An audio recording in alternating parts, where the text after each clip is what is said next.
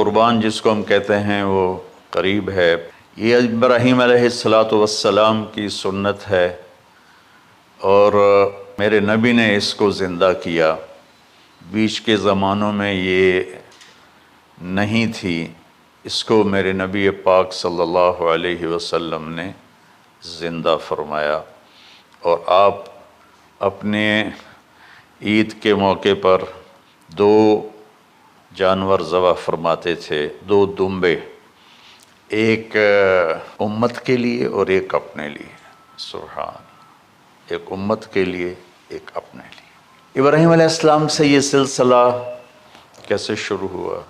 ابراہیم علیہ السلام کو جب آگ میں ڈالا گیا اور اللہ تعالیٰ نے ان کو آگ سے زندہ سلامت باہر نکالا، پھر انہوں نے ہجرت فرمائی اور مصر گئے۔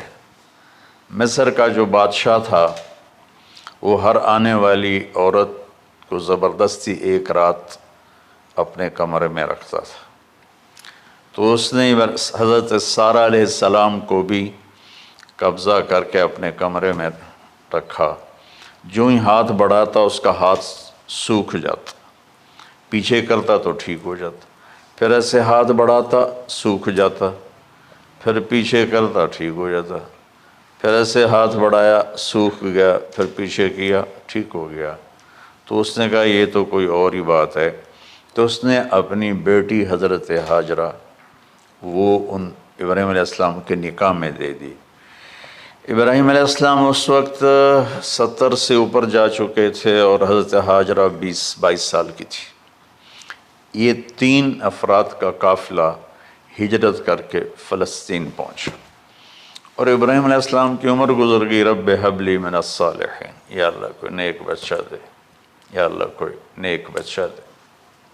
کچھ تقریباً 84 سال کی عمر میں اللہ تعالیٰ نے حضرت ہاجرہ سے بیٹا دیا، سارہ کی بجائے ہاجرہ سے بیٹا دیا۔ حضرت اللہ کی حکمت تھی، اللہ بھی یہی چاہ رہے تھے، تو حضرت کہنے کہ اس بچے کو مجھ سے دور کرو، اس بچے کو مجھ سے دور کرو، میں دیکھ نہیں سکتا۔ تو جبریل آئے کہ اللہ تعالیٰ بھی فرما رہے ہیں کہ اسے یہاں سے دور کرو۔ کہ کہاں لے جاؤں؟ کہا یہ ہم بتائیں گے کہاں لے جانا ہے۔ تو جبریل انسانی شکل میں اونٹ پہ سوار ہو کر تشریف لائے، اور پیچھے ابراہیم علیہ السلام اپنی اونٹنی پر، بچہ بیگم، اور آگے جبریل رہبر کے طور پر۔ فلسطین سرسبز ہے، کہیں خشک ہے، لیکن پانی ہے، اچھی آبادی ہے۔ چلتے چلتے چلتے چلتے 1 مہینہ کا سفر کرنے کے بعد جب وہ علاقہ شروع ہوا جہاں کالے پہاڑ، پتھر، کوئی پتا نہیں سبزے کا، کوئی نشان نہیں پانی کا، وہاں سے چلتے چلتے چلتے 4 پہاڑوں کے اندر ایک وادی سی آئی۔ جب وہاں پہنچے تو جبریل کہنے لگے اللہ کے نبی یہاں ہاجرہ اور اسماعیل کو چھوڑ دیں۔ جب وہ آگ میں جا رہے تھے نا ابراہیم علیہ السلام، تو ایک لفظ نہیں بولے، بس نے کہا حسبی اللہ ونعم الوکیل۔ لیکن جب جبریل نے کہا یہاں چھوڑ دیں تو ایک دم بولے یہاں کیسے چھوڑ دوں، یہاں تو کچھ بھی نہیں ہے، یہ کیسے رہیں گے؟ کہ یہ آپ کے رب کی منشا ہے، یہاں اللہ کا گھر بنے گا، یہاں اس بچے کی نسل سے ایک آخری نبی پیدا ہوگا جو پورے عالم کو روشن کرے گا، آپ چھوڑ دیں۔ تو وہ وہاں 3 دن رہے، ان کے لیے ایک چھپر سا بنایا لکڑیاں کاٹ کے، یا 2 دن رہے یا 1 دن، یہ تو کوئی تحقیق کوئی نہیں ہے، لیکن ایک چھپر سا ان کو بنا کے دیا ایسے، یعنی اس ایک اوپر وہ لکڑیوں کی چھاؤں کر دی اور نیچے ایسے بانس سے گاڑ دیے اور چل پڑے۔ تو حضرت ہاجرہ فرمانے لگے آپ کہاں جا رہے ہیں؟ اتنا بڑا امتحان تھا کہ جواب نہیں دینا، بس چپ کر کے چلو۔ انہوں نے پھر پوچھا آپ مجھے چھوڑ کے کیوں جا رہے ہیں؟ آگے سے خاموشی، چلتے چلتے 3 میل تک وہ اس طرح چلی. جب وہ کدئی پہنچیں اس وقت ان کو خیال آیا یہ اللہ کے نبی ہیں، کہیں ان کو اللہ نے نہ کہا ہو. تو ان کا اللہ امرک، کیا آپ کو اللہ نے کہا کہ مجھے چھوڑ دیں؟ کہنے کہ ہاں. یوں کیا، ایک دم ایک نئی ہاجرہ نے جنم لیا. کہ اذن، یوں گردن، اذن لن یضیعنا اللہ، جاؤ پھر میرا اللہ مجھے ضائع نہیں کرے گا. ابراہیم علیہ السلام بوجھل دل کے ساتھ پیدل چل رہے تھے، دونوں میاں بیوی اونٹنی پہ سوار ہوئے، اور وہ اپنے بچے کو گود میں لے کر ایسے کھڑی ان کو دیکھ رہے تھے. یہ کوئی مہینے کے لیے نہیں جا رہے تھے، پتہ نہیں ہے کب واپس آئیں. اجدے بچھڑے قد ملن گے، جانے رب رحمان. دیکھتی رہیں. انہوں نے ایسے پہاڑی کے اوپر چڑھے کہ اونٹ نیچے اتری، تو پھر انہوں نے منہ موڑا اور واپس اس وادی کی طرف چلیں. کیا وقت تھا، صبح تھی، شام تھی. جو ابراہیم علیہ السلام غائب ہوئے تو ایک دم آپ نے اونٹنی کا منہ موڑا ادھر ہی اور کہا ربنا انی اسکنت من ذریت بواد غیر ذی زرع ربنا لیقیموا الصلاۃ. کیا درد ہے، تو جو میرا رب ہے. یا اللہ نہیں کہا، اللہم نہیں کہا، ربنا. یا اللہ تو مہربان ہے، اس میں بھی کوئی تیری مہربانی ہوگی، تیری محبت ہوگی، تیری شفقت ہوگی. انی اسکنت من ذریت، میں نے چھوڑ دیا اپنی اولاد کو.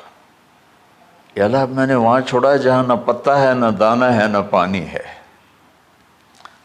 تو جان اور یہ جانے. اس درد بھری دعا نے عرش کو بھی ہلا دیا تھا، اور آپ نے منہ موڑا.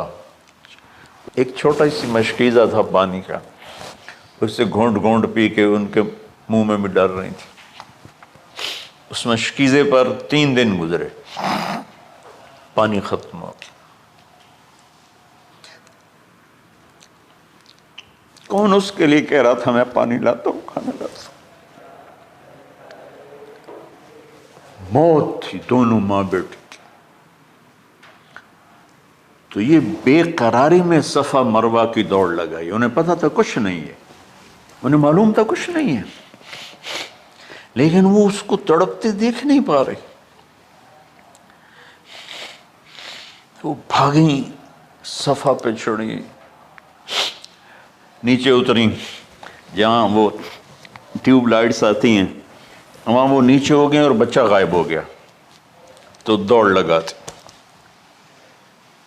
مصر کی شہزادی اور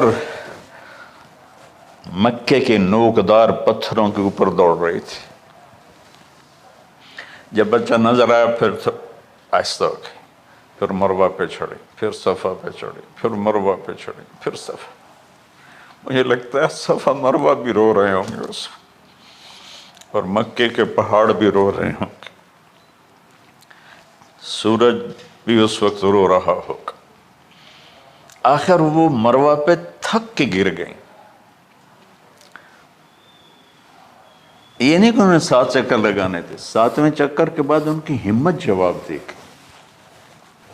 وہ گر گئیں اور ان کا جینا چاہا کہ میں بچے کو اپنے سامنے مرتا دیکھوں، اس لیے وہیں گر گئیں کہ میں اتھے مر جاؤں، وہ اتھے مر جاؤں. پھر ایسے حسرت بھری نظروں سے یوں دیکھا، مر گیا کہ نہیں. تو وہاں ایک آدمی کھڑا تھا. پھر مردہ جسم میں پھر جان آ گئی. پھر انہوں نے اپنے آپ کو اٹھایا اور دوڑ لگائی. پہنچی تو آدمی غائب تھا اور ایڑیوں سے پانی نکل رہا تھا. کوئی ابراہیم کا گلہ نہیں، شکوہ نہیں. 7 چکر اور تڑپ اور درد، اس کے بعد پانی کیوں نکالا، پہلے کیوں نہیں نکالا؟ عشق کا راستہ ہی ہے. دیکھا تو پانی ابل رہا ہے، ابل رہا ہے، ابل رہا ہے، فوارے مار رہا ہے. تو اس وقت عبرانی لینگویج تھی تو ان کا زمزم زمزم، ٹھہر جا ٹھہر جا ٹھہر جا. وہ نیچے زور، اللہ کو بھی یہی منظور تھا، وہ نیچے زور. میرے نبی نے فرمایا اگر میری ماں زمزم نہ کہتی تو پورے عرب کو یہ پانی سیراب کر دیتا. جتنا اونچا بنانا ہو بلڈنگ اتنی گہری بنیاد. اس ماں بیٹے سے محمد مصطفیٰ نے آنا ہے تو پھر بنیاد تو گہری ہوگی نا. 1 سال کے بعد اجازت ملی، جاؤ مل کے آؤ. 1 سال کے بعد اونٹنی کا سر نظر آیا تو دل اچھل کے آسمان کو جا لگا کہ میری آنکھوں کی ٹھنڈک آ گئی، میرے سر کا سایہ آ گیا، میرے بیٹے کی چھاؤں آیا. اونٹنی بٹھائی، کہا تشریف لائیے. کہنے لگے اترنے کا حکم نہیں ہے، صرف ملاقات. نہ آتے صبر آیا ہوا تھا، صبر توڑ کے پھر جا رہے ہیں. تو اف نہیں کی، آہ نہ کر لبوں کو سی. کہنے لگے اچھا بچہ گود میں دے دوں گا.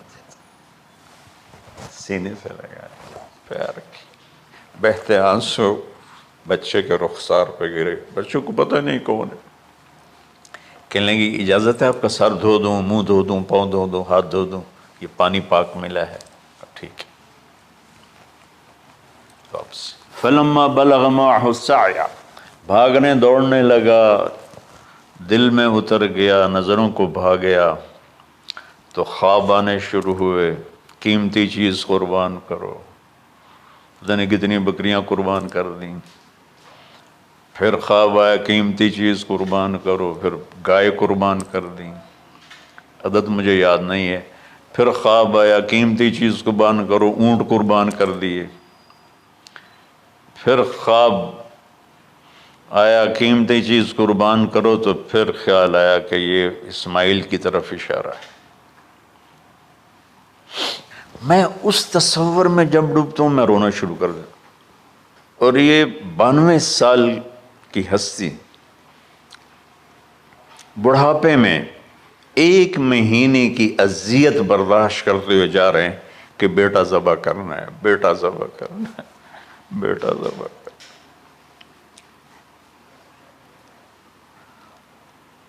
تو وہاں پہنچے تو اب اسماعیل نے جانا ہے کہ یہ ہیں میرے ابا. وہ کیسے لپٹے ہوں گے، کیسے چوما ہوگا، کیسے پیار کیا ہوگا. لیکن کہا کہ بچوں کو تیار کرو، میں اس کو سیر کرانے لے جا رہا ہوں. بڑی خوش ہوئی، ماں بھی بچہ بھی اچھل رہا ہے. اور لے کے پہنچے جمرہ کبریٰ پر، وہ جو شیطان کو 3 جگہ مارتے ہیں تو آخری جگہ وہاں اس وقت ایک تنگ سی جگہ تھی پہاڑوں میں گھری ہوئی. وہاں پہنچے. یا بنی انی، کوئی شک شبہ والی بات، ارا فی المنام انی اذبحک، میں نے تمہیں ذبح کرنا ہی ہے. انی میں نے تمہیں ذبح کرنا ہے. فانظر ماذا ترى، تیری رائے کیا ہے؟ قربان جاؤں اس ماں پہ جس نے 7-8 سال کے کو کیا ترتیب، کیا تربیت دی. یا ابت افعل ما تؤمر، ابا جی بابا جی آپ کریں نا، دیر کیوں کر رہے ہیں. ستجدنی انشاء اللہ من الصابرین، آپ دیکھیں گے میں آپ کی آزمائش پہ پورا اتروں گا اور اللہ کی آزمائش پر بھی پورا اتروں گا. پھر معصوم ذہن ادھر چلا گیا ماں کی طرف. کہنے لگے ہاں یہ بات تو ہے کہ میری ماں کو بڑی تکلیف ہوگی. تو اس لیے نا اپنا کرتا اتارا، کہا بابا جی یہ کرتا آپ میری ماں کو دے دیں، وہ جب مجھے یاد کرے گی میرا کرتا دیکھ لے. اور آپ نے مجھے یہیں دفن کرنا ہے، ادھر نہیں لے جانا. اور آپ بھی احتیاط کریں، مجھے الٹا لٹائیں، طلّہ للجبین، میرا سر زمین پہ لگائیں، گردن نہیں، تاکہ آپ کو تکلیف نہ ہو مجھے دیکھ کر. جیسے ابراہیم علیہ السلام کا تصور کر کے میری چیخیں نکل کہ انہوں نے جب ان کی کمر پہ گوڈا رکھا ہوگا یوں کر کے، ہاتھ باندھے، پاؤں باندھے، اور سر کے بال یوں اٹھا کے یہاں لائے ہوں گے سر کو، اور چھری یہاں رکھی ہوگی، کیا کیفیت؟ تو یوں آسمان کو دیکھ کر کہ یا اللہ، کیا تم مجھ سے ناراض ہو گیا کہ میرے دل میں اسماعیل زیادہ اتر گیا ہے؟ یا اللہ ایسا کبھی نہیں ہے، یا اللہ، یا میرا کوئی امتحان تو لے رہا ہے، یا اللہ تیرے پر سب کچھ قربان ہے، اور یوں چلائی، اور اللہ تعالیٰ نے چھری کی کیا حیثیت ہے، اس نے چلنے سے انکار کر دیا، پھر چلائے، پھر چلائے۔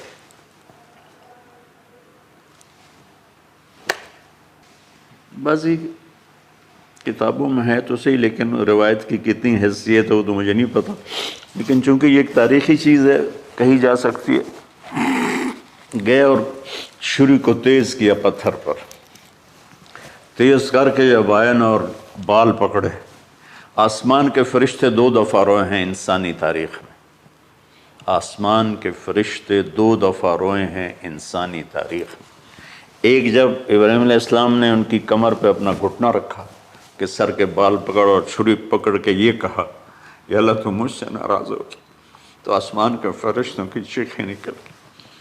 اور ایک جب اللہ کے نبی کو طائف میں پتھر پڑے کہ اللہ من یشکو الیک ضعف قوتی، تو آسمان کے فرشتوں کی چیخیں نکل گئی۔ جب ہمارے نبی کو طائف والوں نے مارا اس پر، یہ 2 دفعہ آسمان کے سب فرشتے روئے۔ تو پھر اللہ نے کہا بس، نادیناہ ان یا ابراہیم قد صدقت الرؤیا انا کذلک نجزی المحسنین، ابراہیم تو پاس ہو گیا ہے۔ چھری چل گئی، اور آنکھوں پر تو پٹی تھی، چھری چل گئی، پٹی کھولی تو سامنے کبش تھا، دمبا اور اسماعیل اور جبریل کھڑے ہوئے تھے۔ یہ جانور کی قربانی ایک علامت ہے، اس قربانی سے ایک پیغام ہے کہ اپنے غلط جذبات کو اللہ پر قربان کر دو۔ ہم سے اللہ نہیں کہہ رہا بچے قربان کرو، ہم سے کہہ رہا غلط جذبات قربان کرو، اپنے جذبات کو دبا دو جو تمہیں اللہ اس کے رسول سے دور کرتے ہیں، ان پر چھری چلاؤ۔ جو اللہ اس کا محبوب کہتا ہے ان کو کرنے کے لیے بھی اپنے جذبات پہ چھری چلاؤ۔